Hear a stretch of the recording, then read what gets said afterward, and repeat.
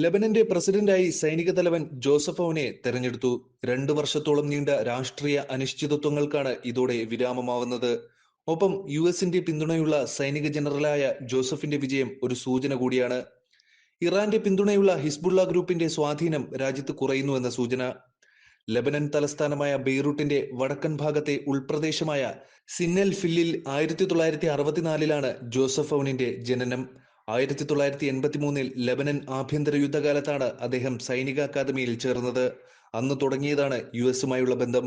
സൈനിക പരിശീലന കാലത്ത് യുഎസ് കൗണ്ടർ ടെററിസം പ്രോഗ്രാമിൽ ചേർന്നു. പിന്നാലെ 2017-ൽ ലെബനന്റെ ആർമി കമാൻഡറായി ചുമതലയേറ്റതോടെയാണ് ജോസഫ് ഔൻ അമേരിക്കയുടെ ശ്രദ്ധയിൽ വന്നത്. ഇതേ വർഷം സിറിയൻ അതിർത്തിയിൽ ഐഎസിനെതിരായ പോരാട്ടത്തിൽ ലെബനൻ സൈന്യത്തെ നയിച്ചത് ജോസഫ് ഔനായിരുന്നു. ഓപ്പറേഷന്റെ വിജയം ഔനിന്റെ പ്രശസ്തി വർദ്ധിപ്പിച്ചു. ഒപ്പം അമേരിക്കയുടെ പ്രിയപ്പെട്ടവനുമായി. സൗദി അറേബ്യ, ഖത്തർ, ഫ്രാൻസ് എന്നിവയുൾപ്പെടെയുള്ള വിവിധ രാജ്യങ്ങളുടെ പ്രാദേശിക അന്തർദേശീയ നേതാക്കളുമായും അദ്ദേഹത്തിന് ശക്തമായ ബന്ധങ്ങളുണ്ട്. നവംബറിൽ പ്രാബല്യത്തിൽ വന്ന ഹിസ്ബുള്ള ഇസ്രയേൽ വെടിനിർത്തലിന്റെ ചർച്ചകളിൽ നിർണായക സ്ഥാനം വഹിച്ചതും ജോസഫ് ഔനാണ്. 2 മാസം നീളുന്ന ഈ താൽക്കാലിക വെടിനിർത്തൽ കരാർ അവസാനിക്കുന്നതിന് മുമ്പ് ലെബനന് പ്രസിഡന്റും പ്രധാനമന്ത്രിയും ഉണ്ടാകേണ്ടത് അനിവാര്യമായിരുന്നു. ജോസഫ് ഔനിന്റെ വിജയത്തെ ഫ്രാൻസും ഇസ്രയേലും സ്വാഗതം ചെയ്തിട്ടുണ്ട്.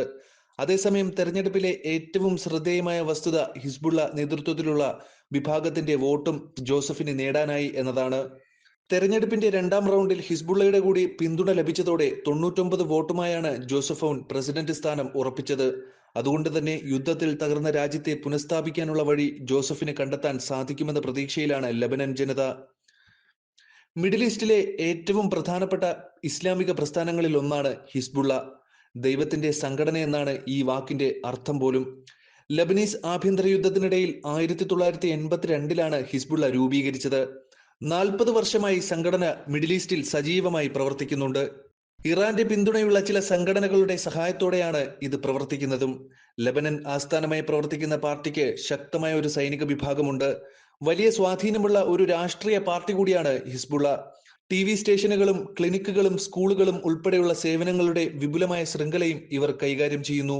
നിയമവിരുദ്ധവും അല്ലാത്തതുമായ നിരവധി ബിസിനസ്സുകളിലൂടെ കോടിക്കണക്കിന് ഡോളറുകൾ ഹിസ്ബുള്ള ഉണ്ടാക്കുന്നുണ്ടെന്നും റിപ്പോർട്ടുകൾ പറയുന്നു. 1982-ൽ ഒരു കൂട്ടം തീവ്ര ഷിയ പുരോഹിതന്മാരാണ് ഹിസ്ബുള്ള സ്ഥാപിച്ചത്. 1982 മുതൽ 2000 വരെ നീണ്ടുനിന്ന ഇസ്രയേലി അധിനിവേശത്തിൽ നിന്ന് തെക്കൻ ലെബനനെ മോചിപ്പിക്കുക എന്ന ലക്ഷ്യമായിരുന്നു ഹിസ്ബുള്ളയ്ക്ക് ഉണ്ടായിരുന്നത്. ശേഷം ലെബനനിലും ഇസ്രയേലിലും അന്താരാഷ്ട്ര തലത്തിലും നടത്തിയ രക്തരൂക്ഷിതമായ നിരവധി ആക്രമണങ്ങൾ ഹിസ്ബുള്ളയുടെ പേരിൽ ആരോപിക്കപ്പെട്ടിട്ടുണ്ട്. തെക്കൻ ബെയ്റൂട്ട്, തെക്കൻ ലെബനൻ, കിഴക്കൻ ബെക്ക താഴ്വര തുടങ്ങി ലെബനനിലെ പ്രധാന ഷിയ കേന്ദ്രങ്ങളെല്ലാം ഹിസ്ബുള്ളയുടെ നിയന്ത്രണത്തിലാണ് ഉണ്ടായിരുന്നത്. ഭീകര സംഘടനയുടെ പട്ടികയാണ് അമേരിക്ക അടക്കമുള്ള രാജ്യങ്ങൾ ഹിസ്ബുള്ളയെ ഉൾപ്പെടുത്തിയിരിക്കുന്നത്.